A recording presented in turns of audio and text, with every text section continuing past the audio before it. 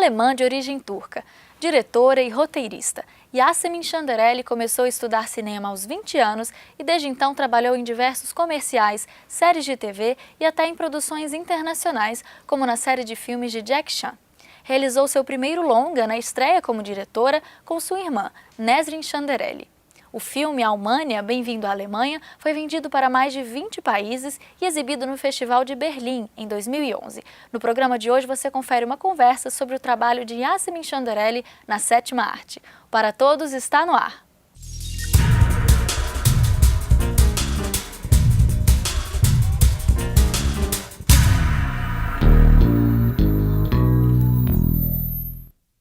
Yasemin Chanderelli é a convidada dessa edição. Thank you very much for joining us on Paratodos. Thank you for having me.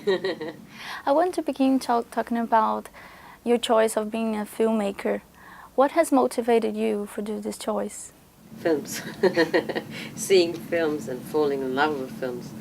I think, when I was old enough to realize that movies are made by human beings, I was totally fascinated and I knew that's it. That's what I want to do. I want to tell stories by making movies. And I was, I think, 15, 16, something like that. So that's when I... Oh, really early. Yeah. And then I was lucky. Then I got the information, I searched for information, how do you become a director? And in Germany or in most places, it's two ways, either practical, by becoming an assistant and learning like that, or you go to film school. And I was lucky enough to apply to film school and to be taken. So To do both. Yeah, I did both, but I started first film school and then of course I did some internships and assisted, but I went more the film school way because that's where I learned most of the, of course, film history, technical things and And since your first projections, you have worked with comedy. Do you have any preference related to genres? Well, my first movie was a drama and was really bad. So then I think I realized I'm not really good in drama, and I think right from the beginning I could tell that I prefer definitely the comedy, and so I tried, and then obviously you learn, you try out, and you make mistakes, or things don't work out the way you wanted or you thought they would be, and then you rethink and think about why didn't I manage? Why is it not good? Why is it not funny? And so over the years, of course, it takes time, it takes practice, but I think comedy, is more appealing to me. Plus, I think my background, my whole family, when they told stories, it was always funny. It was never even sad stories, they made it into funny stories. So there is a personal history of how you look at the world, and I think my family prefers to have a funny look at the world.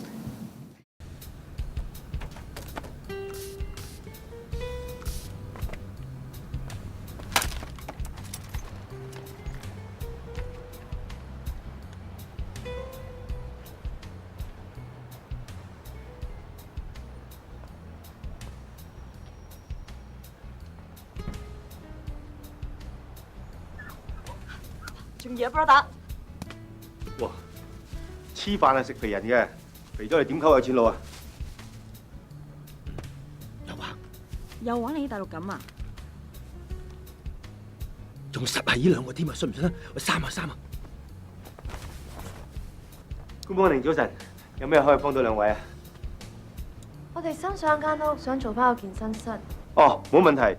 嚿乜夾波？哦，呢個係 Terry Deck， 講中文啦。夾胸嘅。呢個啊？呢個玩背肌嘅，面對機器慢慢拉落嚟。Hello， 我係呢度負責人啊，我叫 Stan 啊，有咩幫到你啊？咁啊，對下半肌就會好好㗎啦。好易啫，咁輕我得。我唔輕㗎，呢個機嘅好處就可以逐格加磅嘅。嘿，呢座好實淨㗎，而家試啊！誒，波都算係健身？係啊，而家呢種波咧喺歐美都非常之流行嘅，男女老幼、細路仔都啱用。適合家庭式嘅最好嘅。點玩㗎？哦，好簡單嘅。嗱，你可以坐喺度啦，做一種鬆弛嘅動作，手部運動啦。嗱，你係彈下彈下彈下彈下，咁啊手完咗你可以動腳啦。你瞓喺度，嗱啲腳可以咁樣喐，對肚非常之好嘅。當你要起身嗰陣時咧，雙腳一起，咁啊起咗身嘅喎。可以到前腹，前腹咧一趴做啲前嘅掌上壓啦。咁咧就可以咁樣做啦。可能未必每一個都得嘅，咁你褪後兩步咁做啦。咁亦都可以咁樣做，再唔得嘅翻嚟喺度咁樣做。好啊！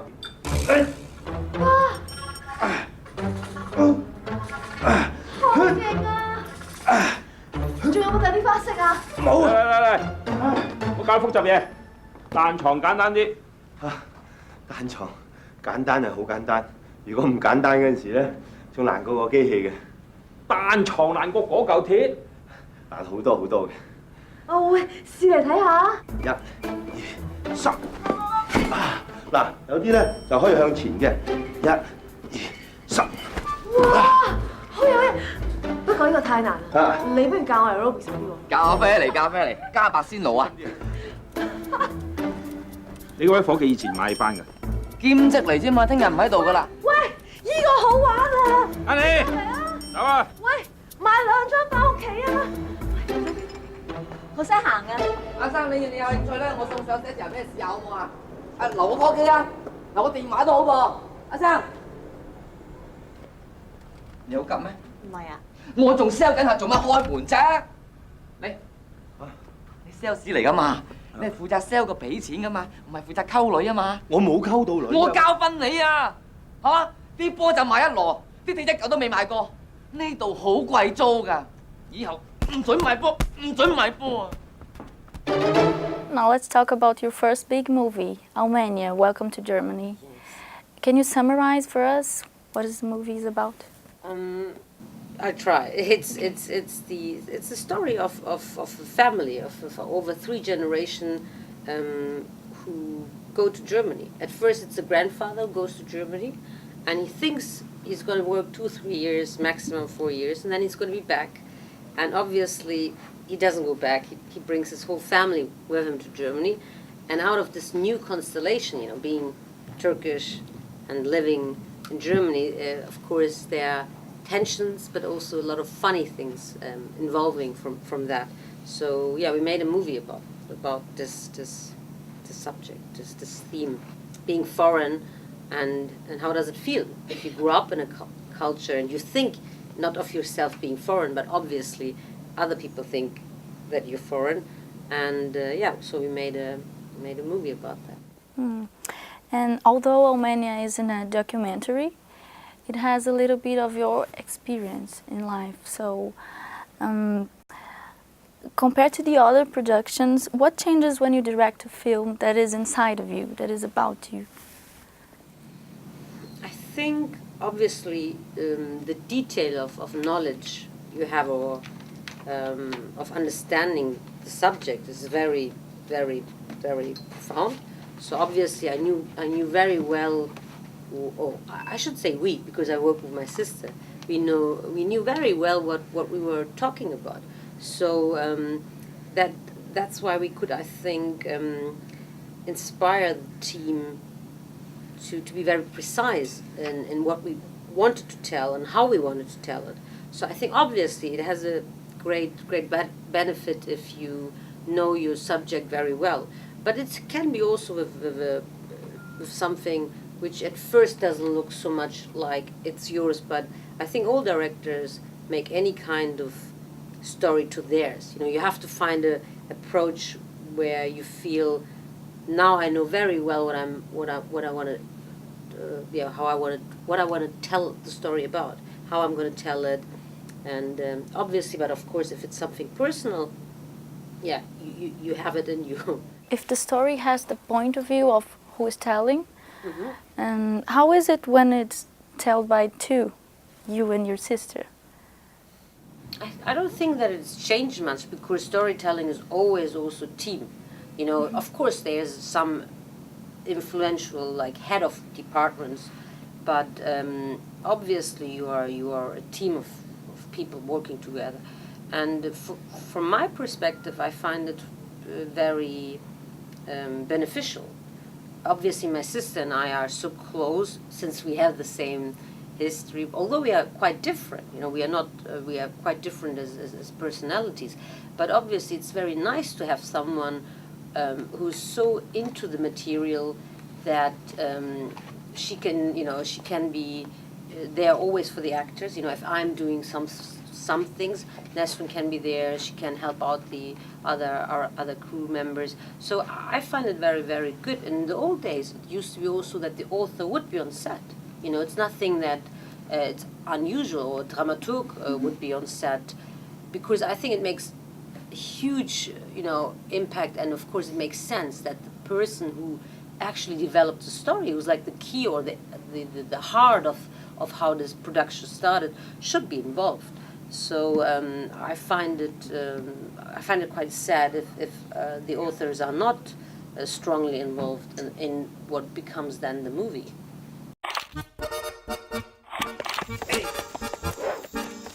Hier, Liebes, in Deutschland soll es doch so kalt sein. Die habe ich selbst gestrickt. Die Deutschen sollen doch so dreckig sein. Die Deutschen essen Schweinefleisch und Menschen. Echt? Die essen Menschen? Ich werde euch alle mitnehmen nach Almania. Hier sieht's aber seltsam aus. Das sieht ja genauso aus wie bei uns. Eine Riesenratte und eine gibt's Riesenratten. Und das ist unsere eigene Toilette. Und was ist das für ein komischer Stuhl?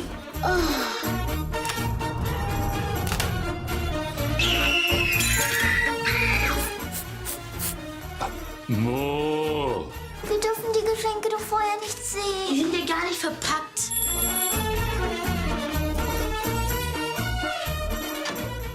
Another point that catches my attention in this movie is the use of the idioms as a resource to tell the story. So can you explain for us how was this for those who haven't seen yet? Yes, the thing was, it was a personal experience. For example, you step into a cab, and the cab driver, it doesn't matter in which culture, the cab driver doesn't speak the language very well, whichever language it is. And automatically you catch yourself thinking that the way he speaks the foreign language, where he will speak it broken, like, where he says, oh, you want to go there, or, you think that this is a state of mind. That's very dangerous. You catch yourself, or humans, I think, tend to think that's how he thinks.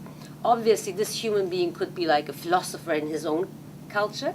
He could be a professor for physics. What I mean is that you have to be very careful. But that's what people do. Also when you meet people and they ask you for direction, then you speak loud to them, as if speaking loud will make them understand better. You have to go to this.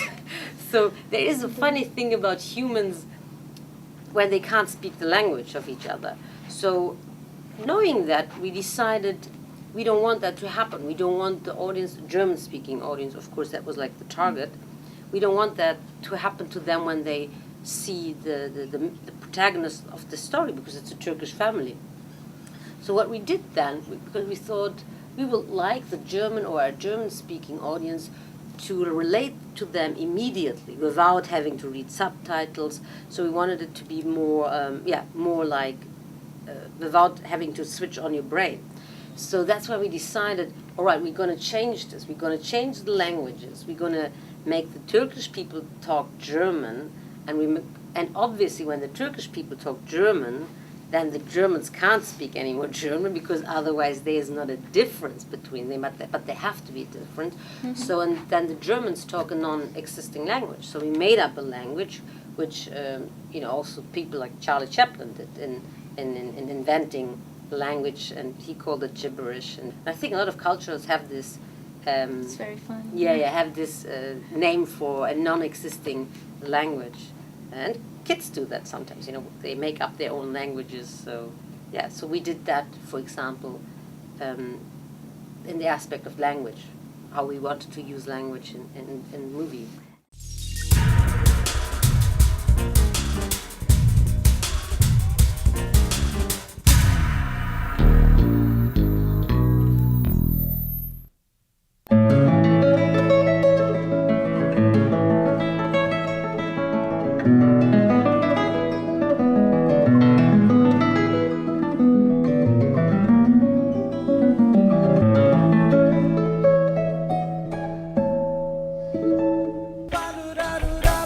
sangue da sentença fez cada filho meu chorar. Troquei o ouro e a riqueza pelo colorido celebrar. Todo esse chão será casa. Todo esse chão será casa.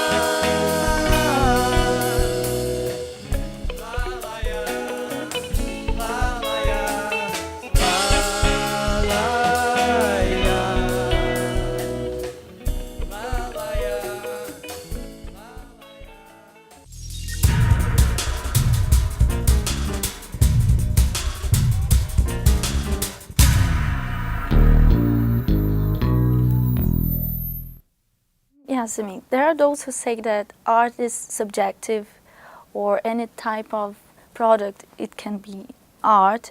Do you believe in this separation between artistic movies and industrial movies?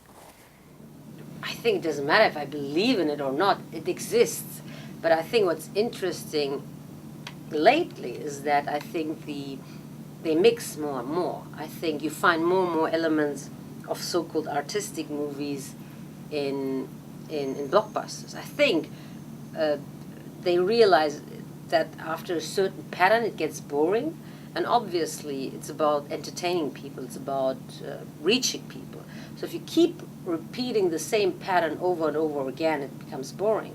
So I think that for example, Steve McQueen, you know, is coming from art, and obviously his qualities as a filmmaker, as a storyteller, as an artist are tremendous. So I think the industry realizes that there is big potential in something new, getting new people, and let them use visual images to see what they make out of it. Because the idea of this is not the end. We are in development, or we should be in development, is an important aspect. And I think, and I hope that more and more people will allow that to happen, because it's very interesting, obviously, when people start to do things which we are not used to, because it breaks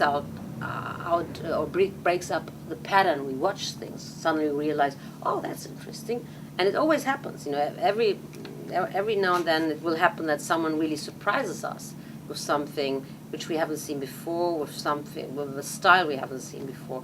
And I think it's a big potential, and yeah, we should definitely own everything, and doesn't matter in which art, it's exciting. Anything new is exciting because it opens up new ideas, it opens up new aspects, and it can lead to tremendous changes, and beautiful changes.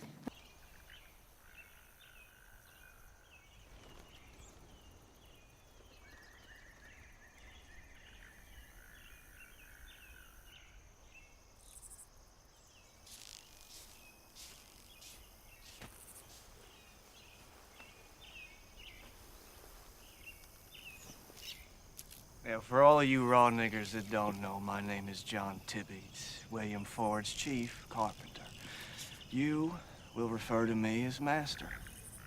Now, Mr. Chapin is the overseer on this plantation. You two will refer to him as master. So clap your hands. Like this. Come on. Come on now. Clap your hands. Nigger run, nigger flew, nigger tore his shirt in two. Run, run, a patty roller get you. Run, nigger, run, well, you better get away. That's right, like you mean it. Nigger run, run so fast, over his head in a hornet's nest. Run, run, the patty roller catch you. Run, nigger, run, well, you better get away. Run, nigger, run, the patty roller catch you. Run, nigger, run, well, you better get away.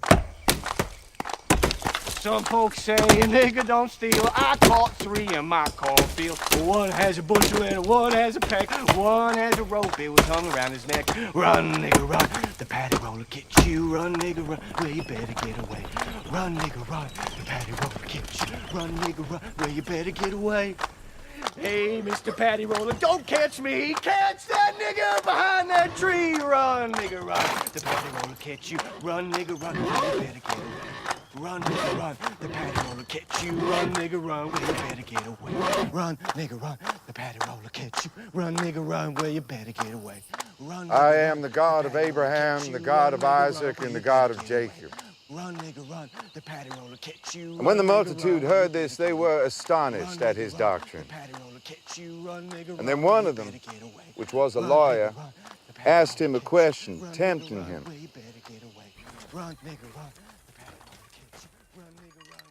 By the way, Steve McQueen's latest movie, that one about slavery, is wonderful. Do you have any inspiration? Not Steve McQueen, but maybe others. Of course, I mean... Chaplin could be one. Yeah, Chaplin is definitely. I like old movies. I like Billy Wilder. I like Ernst Lubitsch. I find them really, really funny. So, yeah, I am quite influenced by old movies. Obviously, but there are also new filmmakers which are great. So, yeah.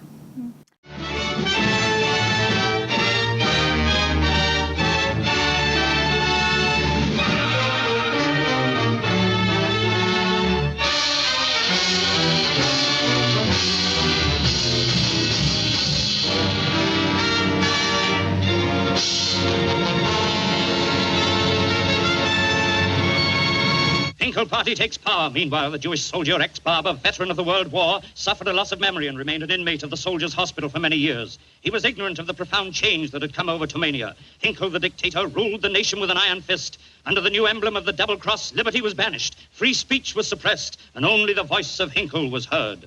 Hey, das Strafmittelhilfensekt, der Wiener Schnitzel mit der Lagerwerden und das Sauerkraut. Hey, der Filuten sagt der Leben, ein Tomania wie sein Straf. En de blitzen zegt de kluts. Hé, ik blijf nog straf met de...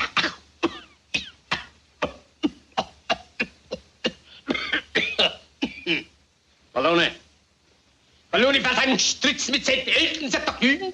En de straf mit seiner Klutsch. Hé, der Stratz mit sich Gedanken da. Mit seiner Tratsch mit Gedanken. Meine Täter wieder straffen, die straffen, sie straffen. Adenoid Hinkle has just said yesterday Tomania was down, but today she has risen.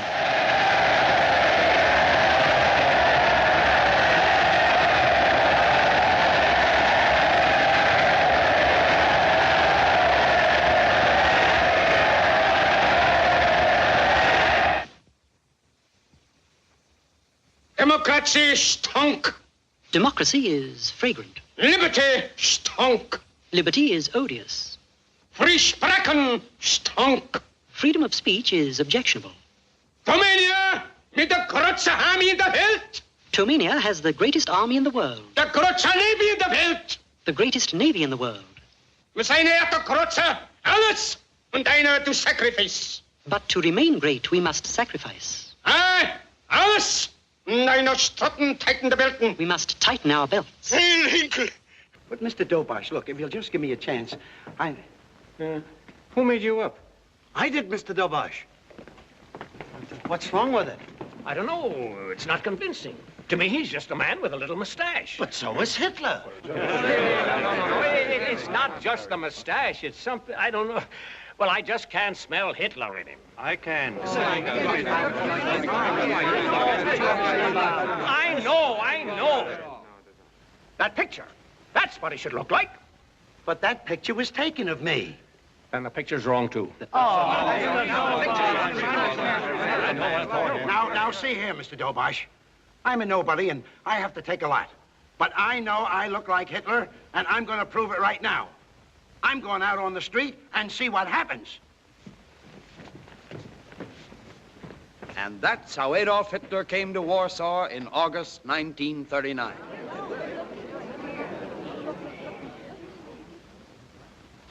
May I have your autograph, Mr. Bronsky? Why, certainly.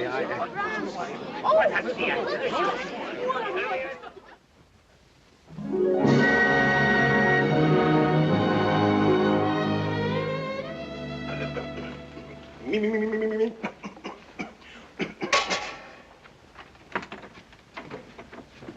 I know it would get a laugh. And Dobosh said to me, Bronsky, you're going to play Hitler? I thought that was the real start of my career. Don't worry, Bronsky. They can't keep real talent down forever. And the day will come when you'll play Shylock. The Rialto scene. Shakespeare must have thought of me when he wrote this. It's me. Have I not eyes? Have I not hands, organs, senses, dimensions, affections, passions? Fed with the same food, hurt with the same weapons, subject to the same diseases. If you prick us, do we not bleed? If you tickle us, do we not laugh? If you poison us, do we not die? It moved them to tears. Instead, I have to carry a spear. That's all we do, carry a spear. Carry a spear in the first act. Carry a spear in the second act. Carry Ravitch off the scene in the last act. Oh, I'd love to drop that ham right in the center of the stage. Would get a terrific laugh.